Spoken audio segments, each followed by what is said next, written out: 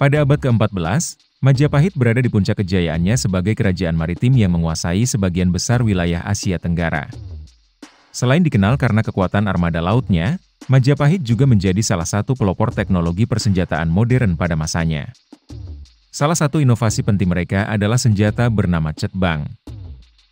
Cetbang adalah meriam kecil yang terbuat dari perunggu, digunakan sebagai senjata artileri oleh Angkatan Laut Majapahit. Senjata ini tidak hanya mencerminkan keahlian teknis para pandai besi Majapahit, tetapi juga pengaruh teknologi dari peradaban lain yang menjalin hubungan perdagangan dengan Nusantara, seperti Tiongkok dan Timur Tengah. Meriam diperkenalkan ke Majapahit ketika pasukan Tiongkok Kubilai Khan, di bawah pimpinan Ike Mese, yang berusaha menginvasi Jawa pada tahun 1293. Sejarah Yuan menyebutkan bahwa Mongol menggunakan senjata yang disebut Pao melawan pasukan Daha. Senjata ini ditafsirkan secara berbeda oleh para peneliti, mungkin berupa trebuchet yang melontarkan bom suar, senjata api, meriam, atau roket. Ada kemungkinan bahwa senjata mesiu yang dibawa oleh pasukan Mongol Tiongkok lebih dari satu jenis. Thomas Stamford Raffles menulis dalam Sejarah Jawa, bahwa pada tahun 1247 Saka, 1325 Masehi, meriam telah digunakan secara luas di Jawa, terutama oleh Majapahit. Tercatat bahwa kerajaan-kerajaan kecil di Jawa yang mencari perlindungan Majapahit, harus menyerahkan meriam mereka kepada Majapahit. Majapahit di bawah Mahapati Gajah Mada, memanfaatkan teknologi mesiu yang diperoleh dari dinasti Yuan untuk digunakan dalam armada laut. Kerajaan tetangga Sunda tercatat menggunakan bedil selama pertempuran Bubat tahun 1357.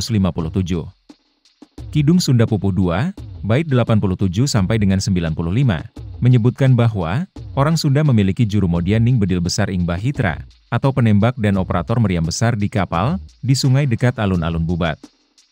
Pasukan Majapahit yang berada dekat sungai kurang beruntung. Mayat-mayat hampir tidak bisa disebut mayat, mereka cacat, tercabik-cabik dengan cara yang paling mengerikan, lengan dan kepala terlempar. Bola meriam dikatakan berhamburan seperti hujan, yang memaksa pasukan Majapahit mundur di bagian pertama pertempuran.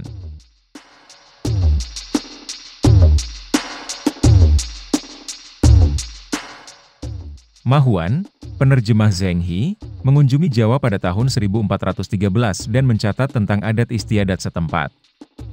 Bukunya, Yingya Shenlan, menyebutkan bahwa meriam ditembakkan dalam upacara pernikahan Jawa, ketika suami mengantar istri barunya ke rumah pernikahan dengan suara gong, gendang, dan petasan. Hai Guo Guangji dan Shuyu Zhou Zilu, mencatat bahwa Jawa luas dan berpenduduk padat, dan prajurit berbaju zirah serta meriam tangan mereka mendominasi Laut Timur.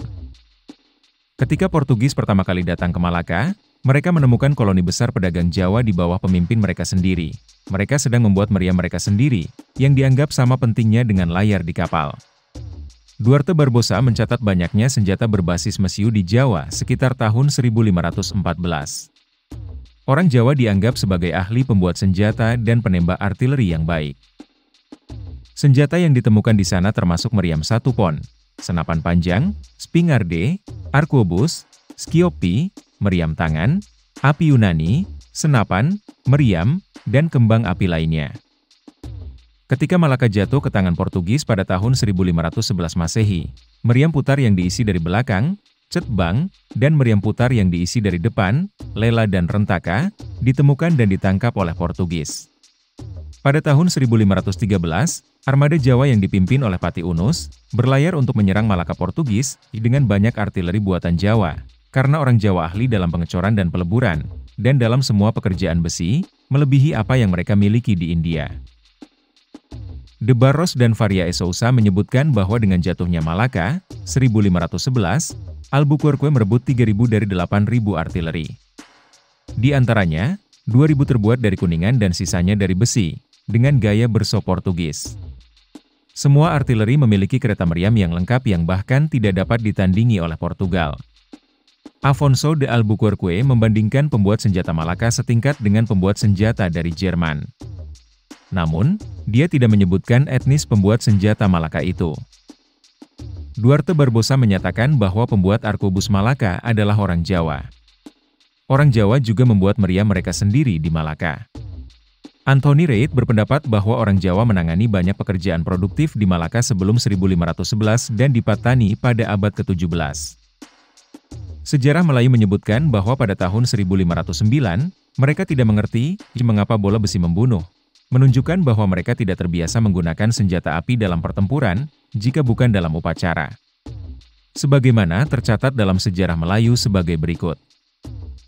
Setelah datang ke Melaka, maka bertemu, ditembaknya dengan meriam. Maka segala orang Melaka pun hairan, terkejut mendengar bunyi meriam itu. Katanya, bunyi apa ini? Seperti guru ini? Maka meriam itu pun datanglah mengenai orang Melaka. Ada yang putus lehernya, ada yang putus tangannya, ada yang panggal pahanya. Maka bertambahlah hairannya orang Melaka melihat fiil bedil itu. Katanya, apa namanya senjata yang bulat itu? Maka dengan tajamnya maka ia membunuh.